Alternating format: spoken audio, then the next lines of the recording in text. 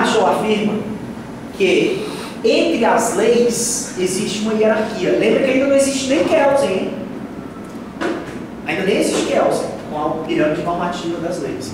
Mas Marshall avisa que as leis produzidas pelo parlamento não têm força igual à Constituição.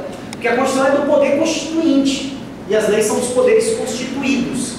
Essa diferença entre poder constituinte e poderes constituídos já existia lá na teoria francesa, que a gente viu em poder constituinte. Aquela historinha lá do Albade Sieyès.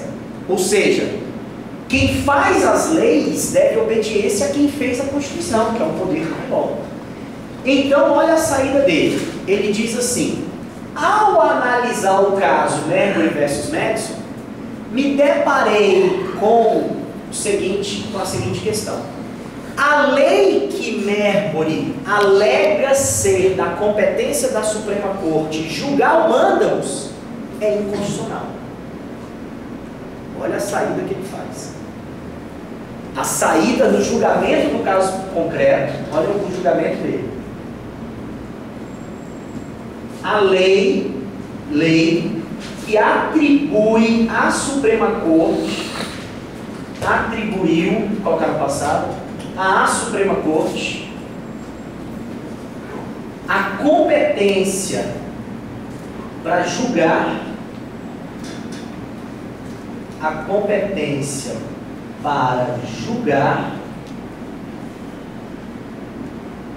o mândamus contra o secretário de Estado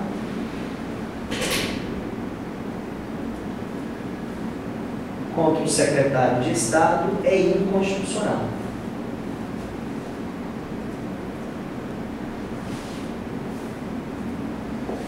Qual é a alegação da inconstitucionalidade? E outra coisa que cai muito até hoje no concurso. Somente a Constituição, a tese que ele usou até hoje é usada para fundamentar várias inconstitucionalidades. Somente a Constituição pode dar competências à Suprema Corte. Como a Suprema Corte, olha como ele enalteceu o Poder Judiciário, hein? Como a Suprema Corte é um poder de igualdade com os demais poderes, suas competências originárias estão na Constituição e o legislador não pode inovar essas matérias. Então, somente a Constituição pode atribuir essas competências à Suprema Corte. Somente a Constituição Federal pode atribuir competências à Suprema Corte.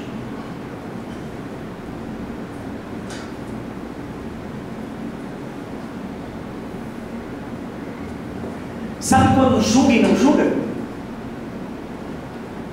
O Marshall tirou a batata quente das mãos da Suprema Corte. Ele não disse que Marbury tinha razão ou não tinha razão. Ele julgou o caso sem analisar o mérito, porque a lei que atribuía competência para a Suprema Corte feriria a Constituição.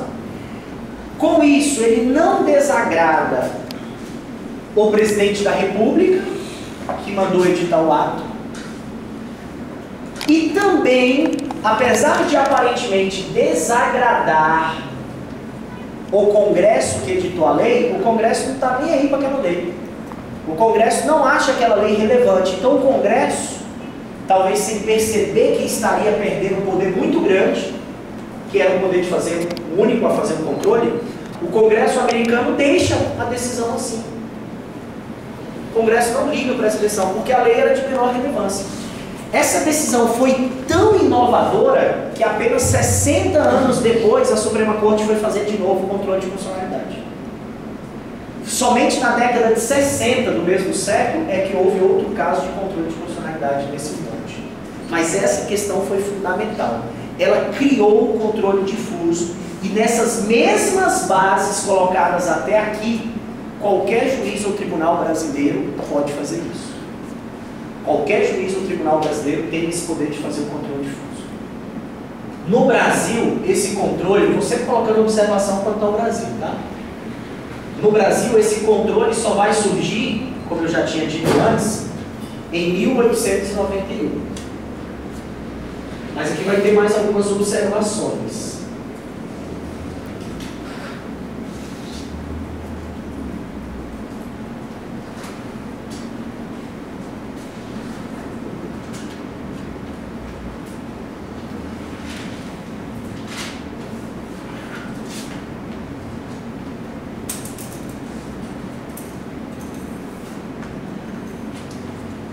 A observação aqui é o seguinte: nos Estados Unidos,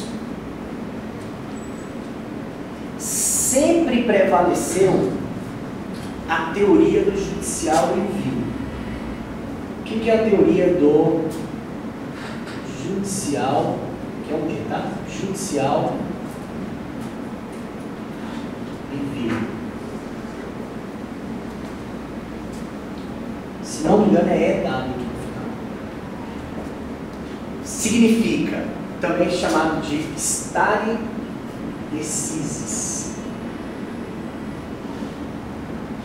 Teoria do stare decisis. Significa que lá nos Estados Unidos, por uma questão costumeira, então o aspecto, de novo, aqui histórico vai ser relevante, por uma questão histórica costumeira, é obrigação dos juízes inferiores seguirem as decisões das cortes superiores. Então lá, quando a Suprema Corte diz que é inconstitucional, qual o juiz que vai julgar agora aquela lei como constitucional? Qual o juiz que vai declarar que aquela lei é constitucional, gente? Nenhum juiz. Pela teoria do stare decisis, a decisão ela vai ficar estabilizada para todos os órgãos do Poder Judiciário. Vai criar um efeito vinculante. Olha só, repare que o efeito da decisão em controle difuso é tipicamente interpartes. A decisão vale para aquelas partes do processo. A coisa julgada atinge pessoalmente quem foi parte daquele processo. Beleza. Para as partes, o efeito pessoal, obviamente, será em qualquer lugar do mundo vinculante. As partes são obrigadas a seguir a decisão judicial. Mas, nos Estados Unidos, existe o efeito vinculante para tribunais e juízes inferiores.